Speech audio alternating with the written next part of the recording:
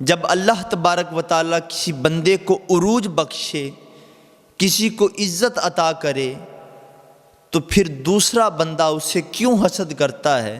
در حقیقت وہ بندہ بندے سے حسد نہیں کرتا، بلکہ وہ اللہ تبارک و تعالیٰ کی تقسیم پر حسد کرتا ہے۔ رسول اللہ صلی اللہ علیہ وآلہ وسلم نے ارشاد فرمایا کہ ایک دوسرے سے حسد نہ کرو، اور محض قیمت بڑھانے کے لیے ایک دوسرے کی بولی پر بولی نہ دو، ایک دوسرے سے کینہ نہ کرو، اور ایک دوسرے سے روگردانی نہ کرو، اور نہ تم میں سے کوئی دوسرے کے سودے پر سودا کرے، اور اے اللہ تعالیٰ کے بندو آپس میں بھائی بھائی بن جاؤ۔ اور حضور فرماتے ہیں کہ مسلمان کا بھائی ہے، نہ اس پر ظلم کرتا ہے اور نہ ہی اس کو حقیر سمجھتا ہے، اور نہ اس کی مدد کرنا ترک کرتا ہے، اور تقوی اس جگہ ہے، یہ فرما کر آپ نے 3 مرتبہ اپنے سینہ اقدس کی طرف اشارہ کیا۔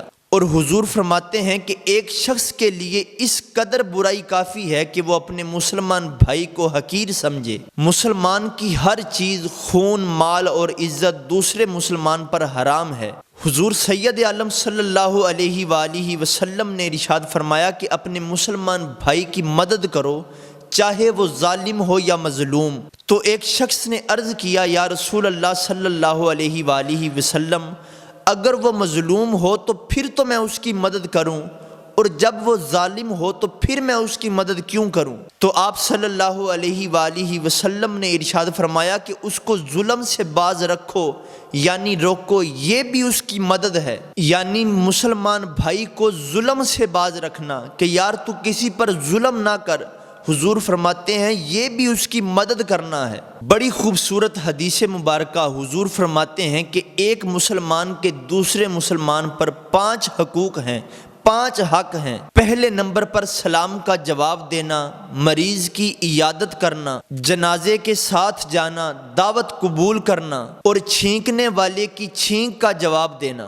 حضرت برا بن عازب رضی اللہ تعالیٰ عنہ سے مروی ہے، فرماتے ہیں کہ ہم کو رسول اللہ صلی اللہ علیہ وآلہ وسلم نے 7 چیزوں کا حکم دیا اور 7 سے منع فرمایا۔ آپ نے ہمیں حکم دیا کہ ہم مریض کی عیادت کریں، جنازوں میں شریک ہوں، اور چھینکنے والوں کے لیے یرحمک اللہ کہیں، قسم کھانے والوں کی قسم پوری کریں، مظلوم کی مدد کریں، اور دعوت دینے والے کی دعوت کو قبول کریں، اور سلام کو عام کریں۔ اور آپ نے ہمیں منع کیا سونے کی انگوٹھی پہننے سے، اور چاندی کے برتنوں میں پینے سے، اور سرخ ریشمی گدیلوں پر بیٹھنے سے، ریشم اور کتان کے مخلوط کپڑے اور ریشم پہننے سے، استبرق اور دیباج پہننے سے۔ یعنی نبی کریم علیہ الصلوۃ والسلام نے ریشمی کپڑے پہننے سے منع فرمایا ہے، اور ریشم کے گدیلوں پر بیٹھنے سے بھی منع فرمایا ہے۔